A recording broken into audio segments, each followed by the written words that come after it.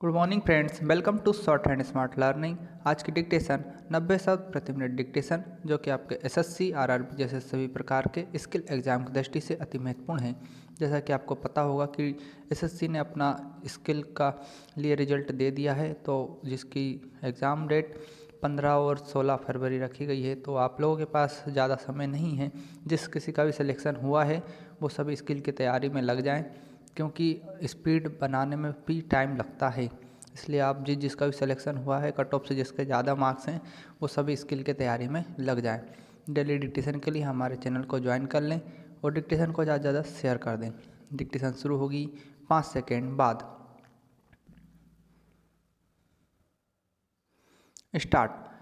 उपाध्यक्ष महोदय, अगर भारत की आर्थिक व्यवस्था को हम देखें तो यह कहने में कोई त्रुटि नहीं होगी कि कृषि उसका आधार है। किसी भी देश की सामाजिक और आर्थिक स्थिति उस देश की भूमि की उत्पादन शक्ति पर निर्भर रहा करती है। यदि भूमि की उत्पादन शक्ति में कोई कमी हो जाती है तो उस देश की आर्थिक और सामाजिक स्थिति में भी कुछ परिवर्तन आरंभ हो जाता है। कृषि भारत के लिए एक आर्थिक व्यवस्था ही नहीं है, यह एक संस्कृति भी है। जो लोग आंदोलन में विश्वास रखते हैं उनको पता ही होगा कि जितने भी आंदोलन इस देश में होते हैं वे समाज के नाम से, धर्म के नाम से, जाति के नाम से या राजनीति के नाम से होते हैं। ऐसे आंदोलनों में कोई भी समाज शामिल हो, लेकिन कृषि समाज उसमें शामिल नहीं होता है। उस आंदोलन के साथ कृषि समाज की सहानुभूति भी नहीं होती है।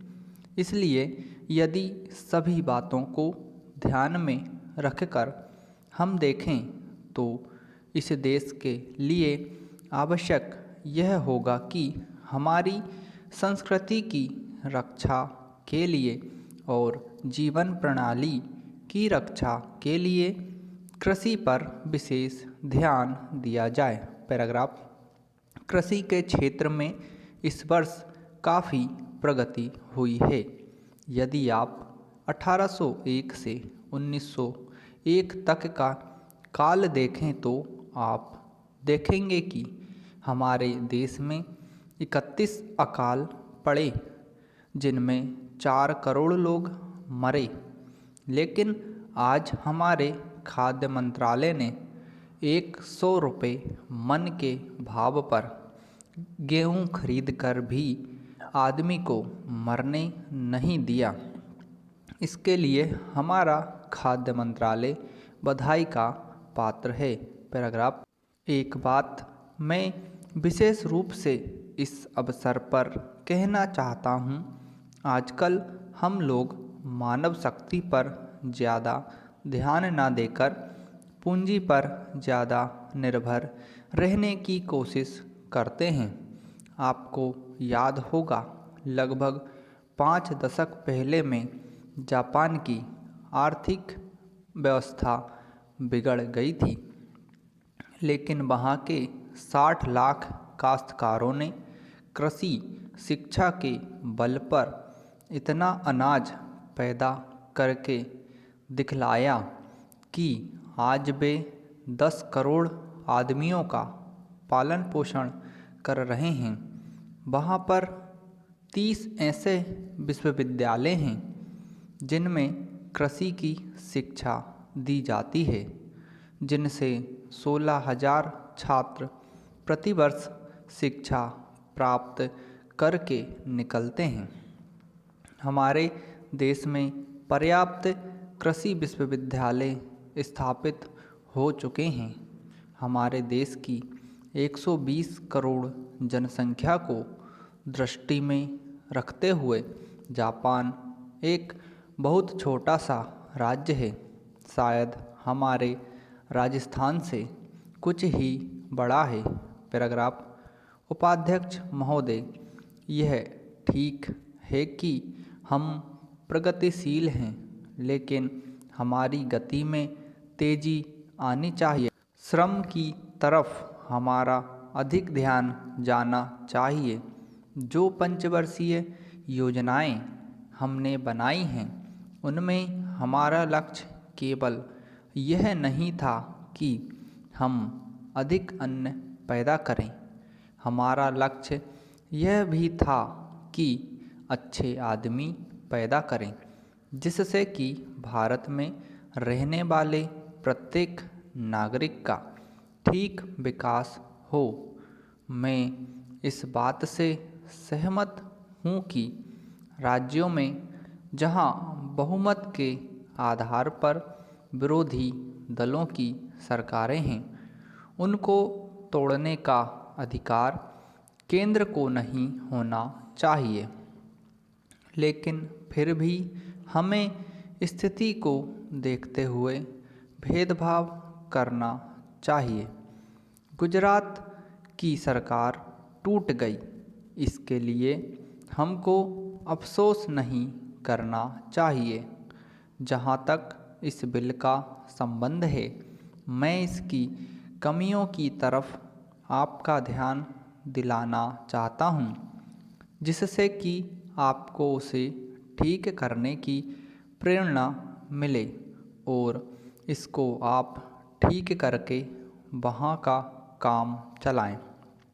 इसका आशय यह भी नहीं है कि जो पार्टी सरकार चलाती है वह सब काम सही करती है, लेकिन फिर भी मैं यह मानता हूँ कि जो गुजरात की सरकार टूट गई वह अच्छी बात हुई है। गुजरात के लिए आपने संसद सदस्यों की जो समिति बनाई है वह एक ठीक कदम है, लेकिन इस बात का आश्वासन भी आपको देना चाहिए कि राज्य और जिला स्तर पर जो समितियां आप बनाने जा रहे हैं उनको सर्वदलीय बनाएंगे, ताकि जनता की जो कठिनाइयां हैं वे आपके सामने प्रत्यक्ष रूप से आ सकें और उनकी भावना के अनुसार वहाँ पर कुछ काम हो सके।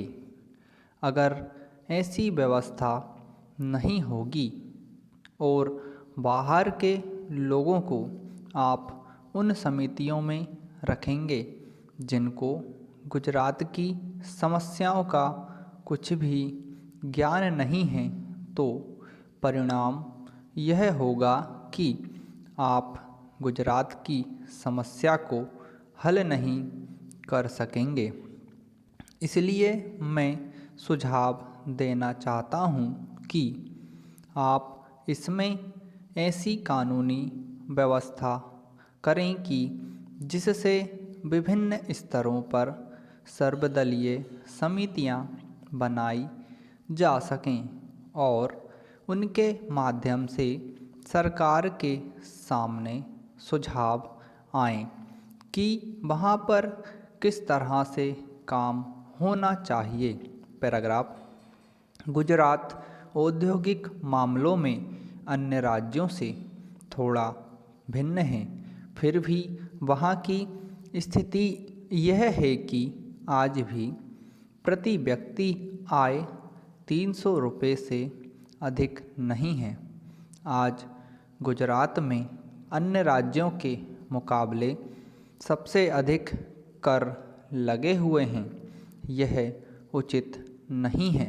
समाप्त। दोस्तों, आप लोगों को डिक्टेशन पसंद आई हो तो इसे ज़्यादा से ज़्यादा शेयर कर दें और हमारे चैनल को जरूर सब्सक्राइब कर लें, ताकि आपको इसी तरह डिक्टेशन और एग्जाम संबंधी नोटिफिकेशन सबसे पहले प्राप्त हो सके। अगर आपने डिक्टेशन लिख लिया है तो इसका ट्रांसक्रिप्शन भी ज़रूर करें, हमें कमेंट करके बताएं आपको डिक्टेशन कैसी लगी, आपकी एक्यूरेसी और आपकी स्पीड क्या रही। अगर आप इस डिक्टेशन को 100 शब्द प्रति मिनट या उससे ज़्यादा में लिखना चाहते हैं तो डिक्टेशन की प्लेबैक स्पीड 1.25 करके भी आप इसे अधिक स्पीड में लिख सकते हैं।